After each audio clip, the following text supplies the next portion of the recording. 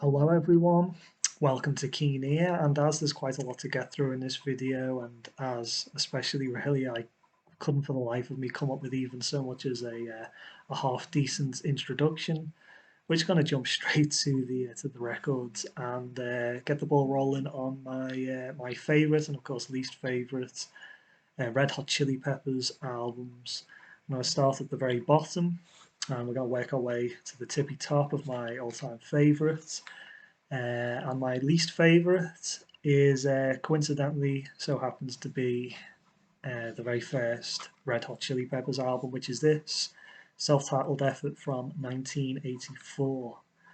And the Red Hot Chili Peppers at this period in time were known amongst their relatively, by today's standards at least, a small fan base as a live act that were just outrageous and entertaining, and they put on a real show, and they were very energetic and all that. And they gained a bit of notoriety as well, as they'd be pretty much naked on stage, and and that sort of thing, the attention that brought, and that sort of thing.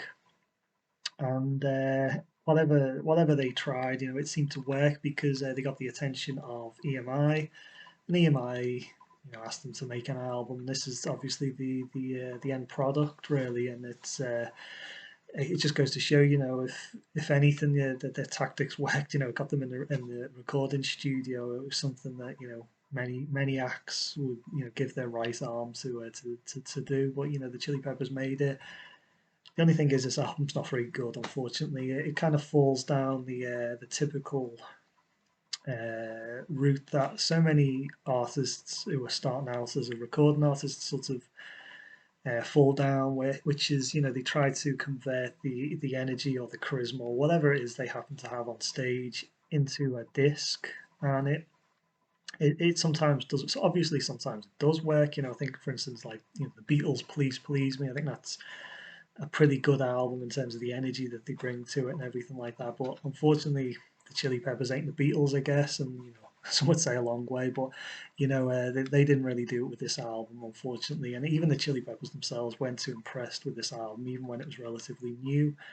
They found it kind of disappointing that it wasn't the album they were hoping it was going to be, and they had a lot of energy in the studio and that, and it just didn't convert very well. It's a very flat sort of album overall.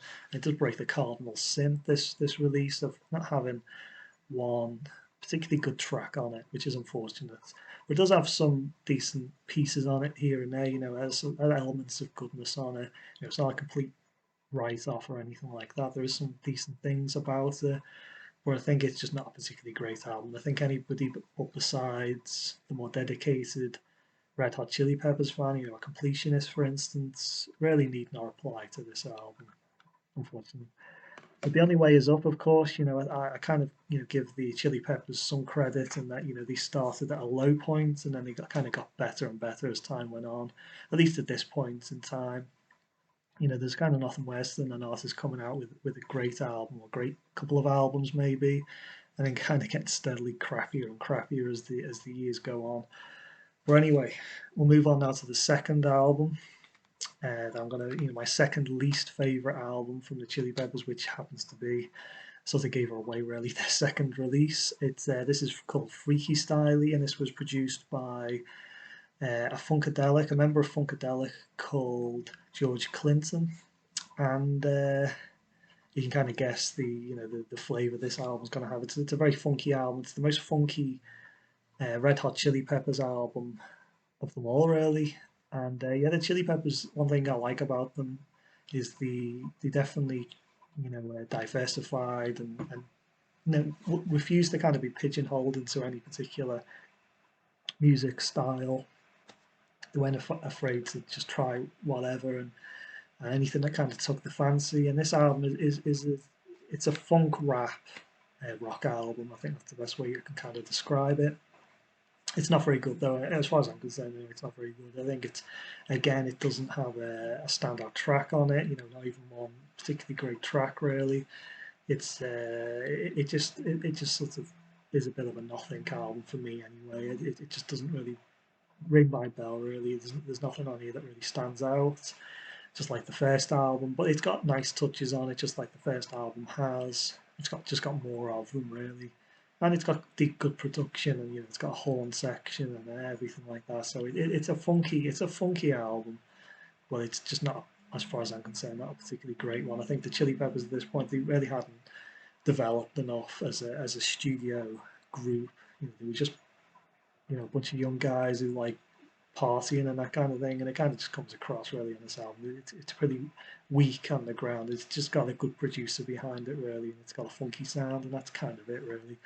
So if you're looking to check out the Chili Peppers, you're new to their music, it's not an album I'd particularly recommend you check out fairly early on. It's a deep cut album, something for later on if you're dedicated enough. So I'll move on now to my third least favourite Red Hot Chili Peppers album. I'm sticking to the chronological order again. This is their third album. This is the Uplift Mofo Party Plan from 1985, and this album's got definitely a more of a punk feel. So they've gone from funk to punk, and this album was actually the first album they've put out, as far as I'm concerned, which actually has some decent tracks on it. It starts off with "Fight Like a Brave," and it's got another track on it, "No Chump Love Sucker," which is a pretty good track, more punkier sound to it. So they've kind of diversified, even more so with this album.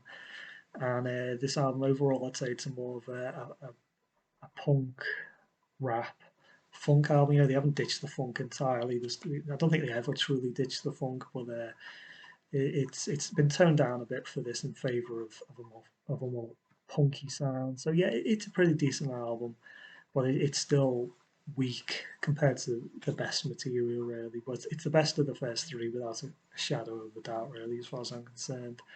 And if you're going to listen to any of their first three albums, this is the one to go for really. And the cover's really kind of something else as well. It's like it's been designed on Microsoft Paint almost, you know. Well, anyway, we move on from a cover that would look like it was designed on Microsoft Paint to a cover that was actually designed by a world-renowned artist. This is "I'm With You," and this was done by, the cover was done by none other than Damien Hirst. And this is a much more recent album. Finally, broke the chronological order with this one.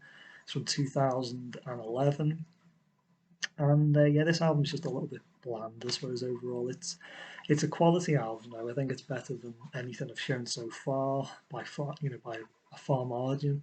And you can kind of definitely tell that the Chili Peppers are a lot more comfortable in the studio and able to, they've been in the studio a lot longer, shall we say, a lot more experienced than they were, with the previous albums have shown. And this is a decent album, really. It just lacks a bit of bite to it. It's a bit radio friendly, but not in a good sense of that, really. And it's just a bit of a weak album. It's kind of an album you kind of get the feeling that this is something put out by a group who's kind of maybe past their best, I suppose. But it's not bad. It's not a bad album. It's just a bit of a forgettable album, and it's something that, besides Red Hot Chili Peppers fans, really has no real uh, true significance. Really, it's kind of like a bit of a forgotten album, I suppose. Even though it's relatively new, it's not a very old album. It's more or less forgotten about. Besides, for those of, like I said, besides of those who are dedicated or class themselves as Chili Peppers fans, such as myself, I suppose. So we'll move on now to the next album I'm going to be showing. Upper Level, and it's their most recent album up to this point. This is called The Getaway in 2016, and this is definite improvement over the I'm With You album. Some good quality stuff on here, consistently good. It's got a similar sort of feel to I'm With You, only it just seems a bit better, really, a better selection of songs. It's got a bit more edge to it, a bit more bite to it, but it's not a again, it's an album it kind of feels like it's not really the same Chili Peppers that we used to have, and I guess the fact of the matter is they're older guys now. I believe they're all in their 50s and that sort of thing, so you can't expect them to be like they were in 1992, for instance, or whatever. So yeah, it's kind of inevitable, really. It happens to everyone, I suppose. We're all getting older, and yeah, this is an album from a group that's obviously maturing, and it's a good, solid album, really. It's there's nothing really wrong with it. It's just not particularly that brilliant as far as I'm concerned, and it's but it's fine. It really is. It's fine. I'm hoping that the next album is maybe something special, maybe because we haven't really had a particularly special Chili Peppers album in quite a while now. It's kind of getting on. It's been a long while since they brought something out that kind of really really changed things a bit. Changed things up a bit and was really critically and hugely well received. And I want another Stadium Arcadium type album. I kind of just might as well just go out and say it. But anyway, we'll move on now to the next album from the Chili Peppers, upper level. And I've gone back to the 80s with this one. This one's Mother's Milk. And yeah, this is definitely without question or shadow of a doubt the best 80s Red Hot Chili Peppers album. They've gone for a more of a metal sound with this, a heavier metal sound. And it's sort of a very sort of typical late 80s metal sound, but it's not like an angry sound almost. It's almost like a happy metal. It's almost kind of quite goofy and silly lyrically. This album, but it's fun. It's a fun metal album, I suppose, and it's got some nice covers on it as well. It's got a Higher Ground, Stevie Wonder track, and it's also got a track called Fire, which is Jimi Hendrix song. So yeah, it's got a couple of covers on it, but even so, it's the non cover tracks are actually pretty good. So it's not like, oh, it's just riding on the back of other artists, uh, songs. The tracks they actually added themselves are actually pretty good as well. So it's a consistent album. I think it's helped a little bit by Stevie Wonder and Jimi Hendrix giving them a little hand there. But it's definitely a good album. It's definitely an album that bridges the gap between the early period, the very early period, and the 1990s. It's definitely a step up in quality that would open up for the 90s albums, really, and the sort of success that they would have. So an important album, really, and it's a good. It's a bit sort of juvenile and that kind of thing. They still haven't completely ditched the sort of, but they were still very young guys at this point in time, so you can't really criticise them for that.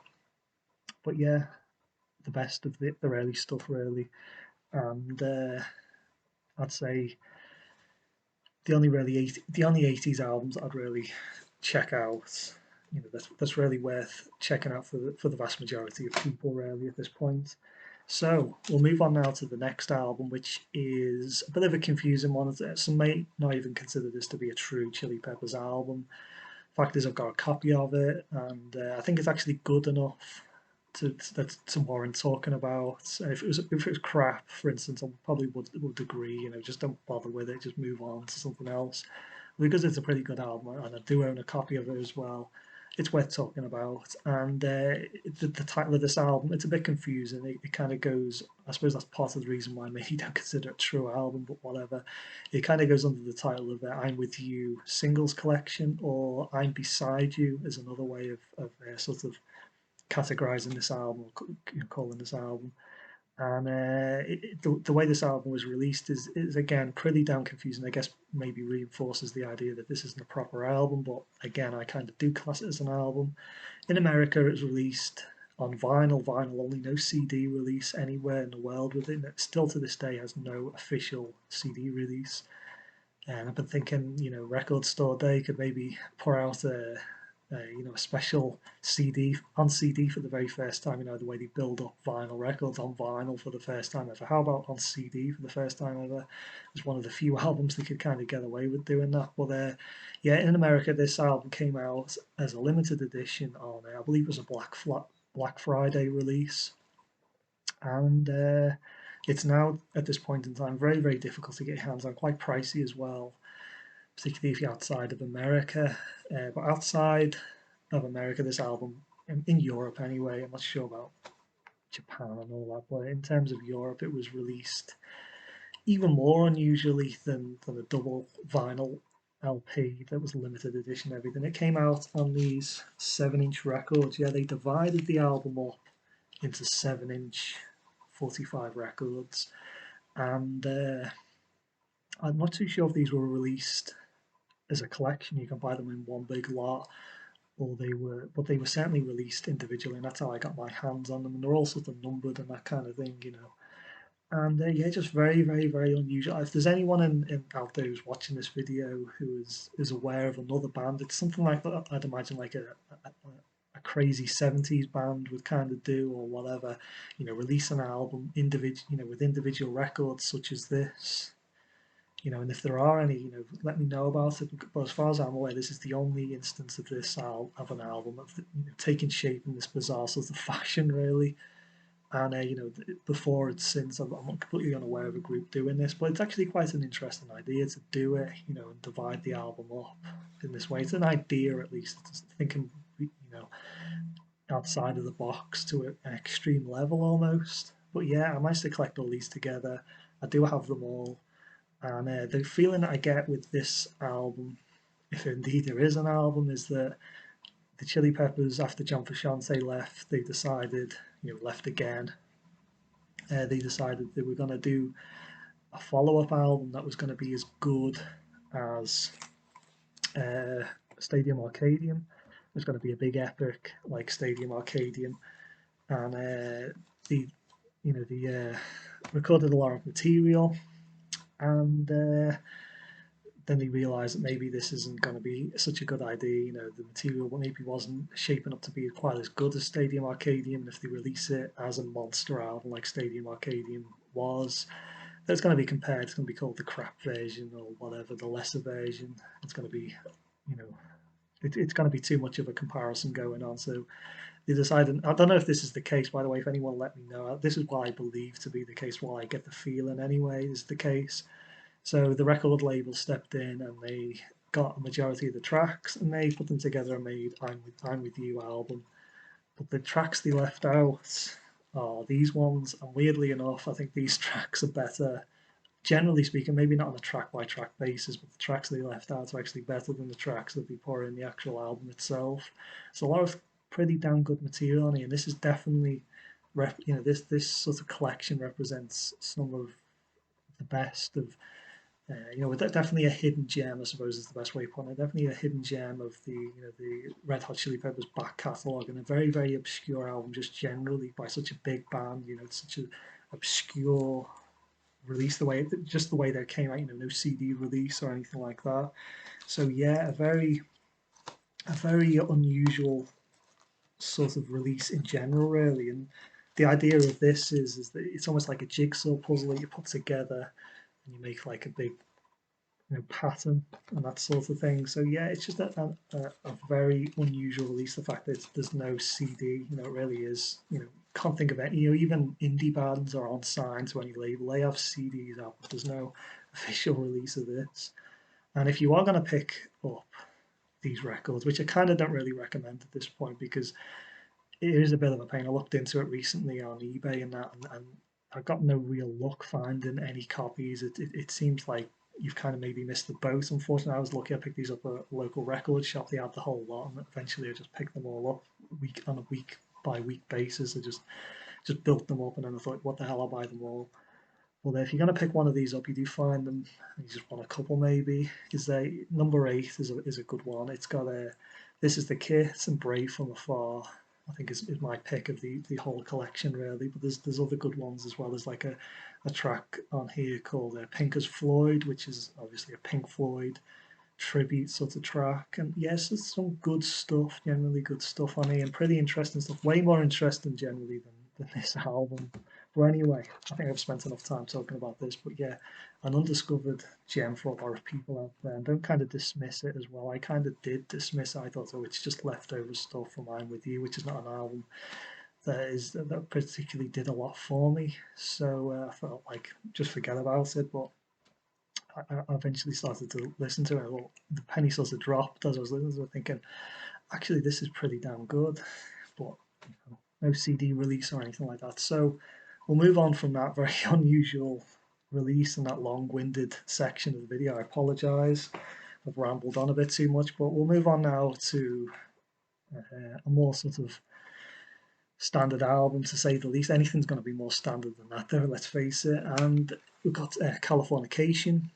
I've put this relatively low. A lot of people might put this as the best they've ever recorded, and I kind of appreciate, anybody saying that. I have no real issue with that whatsoever. But I put this fairly low, and the main reason I put this fairly low is largely due to the mastering of this album. It is one of, if not the worst mastered album ever. It truly is. If there's an album that really, really needs to be reissued and completely rejiggered and remastered, it's this one.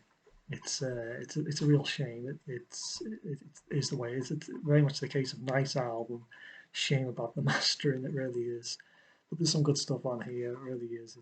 It's a bit baggy, I find, to a certain degree, but it's a minor issue with the music. It's mostly due to the mastering. But I think even taking the mastering into it, I just don't maybe favour this that much anyway. I don't know. It's just personal taste, I suppose, more than anything else. But I do agree, it is a very, very good album, and definitely worthy of being considered amongst the very best, indeed even the best album from the Red Hot Chili Peppers. So we'll move on now. Upper level.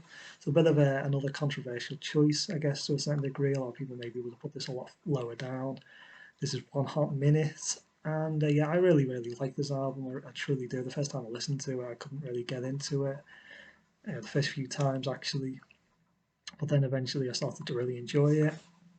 It's a very, very dark album. It's not a very, very dark album. There's darker albums out there, but it's a dark Chili Peppers album. Definitely the darkest they came up with, and it's one of the heavier albums as well. They've got, at this point, Dave Navarro, who I actually really, really like on these. I really like his influence on the music. At this point, I really do think he was like perfect choice for this album. Maybe the Chili Peppers didn't feel like, maybe a lot of other people's didn't feel like that's the case, but I kind of do. I really do appreciate his input on this album, and the fact that it's such dark material, it goes with that darker sort of edge that he brought to the group. And yeah, it's definitely got more of a metal edge to it. I think this and their earlier album, Mother's Milk, are kind of very similar to each other, but Mother's Milk is a much lighter album lyrically. This is much, much darker.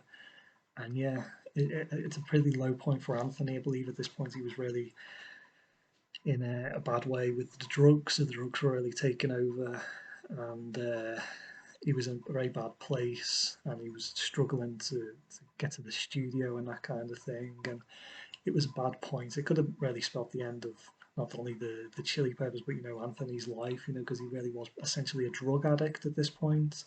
So yeah, it's a dark, dark album, and it came out at a fairly high point in their success. And it just goes to show, success didn't really bring happiness. Didn't bring happiness to the Chili Peppers. They went on a pretty dark, dark road with this one. And yeah, it's a pretty sad album. Also a tribute to Kurt Cobain on this, called Tearjerker, and that's a pretty damn sad song. Kurt Cobain was a friend of the group. They toured together. It's Chili Peppers. So yeah, it's a pretty good album. Definitely worth checking out. And I think it's a bit of an underappreciated album, but I stand by. I think it's pretty damn good. So we'll move on now. Upper level, and we've gone for By the Way. And this is, it's always got this really sad side to the back of those. They were known as like this rocking group at this point. The reputation as this big rock band, and then you listen to this, and it's one of the most gentle albums you'll ever hear. It really is. It's got some really nice stuff on here, and it really is such a lovely album. This I really do like it. I would be very tempted actually to pick this up on vinyl. I kind of like it that much, and the way it flows, it maybe dies off a little bit towards the end. It kind of fizzles out towards the end. It's the only criticism I have of it, really. But overall, there's some really, really lovely stuff on here, and I think it's just a very good album. It's kind of the Chili Peppers on a bit of a high point, and yeah, all their experience is kind of reaching some sort of apex at this point, and I just think it's very, very good. It's a very good Red Hot Chili Peppers album. So by the way, number 3.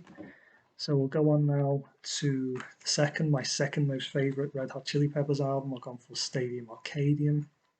Great album, epic release. Really, the Chili Peppers at this point in time, anyway. If they were to stop at this point, this would be their swan song. If they were never to release an album, or if they were not able to surpass this or bring out anything as good as this. At this point, this is without getting ahead of myself or anything like that. This is maybe the swan song. It's just a huge album. Lots of tracks on here. It's a double CD release. I do actually have this as well. This is the vinyl version, and yeah, it's 4 LPs, of music. So yeah, it's a big old set, and I got this on vinyl actually because it's the mastering. The mastering is actually much better. The CD mastering is pretty loud. It's maybe not Californication levels of crapness, but it's uh, it's not great. And because I like the album enough, I decided to get this. It's an all analog. I believe it's Steve Hoffman who mastered this. I'm not too sure, but it's a very good all analog sounding album. So yeah, nice to get my hands on that. And yeah, it is an epic album. So I'll move on now before we run out of time, because time is ticking away, unfortunately. Move on to the best album, as far as I'm concerned, with the Red Hot Chili Peppers. Not really a controversial choice. I've gone for Blood Sugar Sex Magic. Yeah, great album. Really an album that launched the Chili Peppers, the strongest material overall, I'd say. It's just got everything that you really want from a Chili Peppers album back when they were at their most relevant as well. They weren't the 50-year-old guys they are at this point in time. They were relevant, they were on top form. The drugs weren't, I guess, too much of a problem like some of the later, particularly One Hot Minute. So it's kind of got everything going for it. All the stars align perfectly with this album. It's just a very strong album from start to finish, and it's a big old album as well. It really does. It's a lot of material on it, and it's just there's practically nothing wrong with it. Really, it is the epitome of a Red Hot Chili Peppers album. It's kind of, I don't think they'll ever surpass really, because it was released in their peak back when they were still relatively young guys.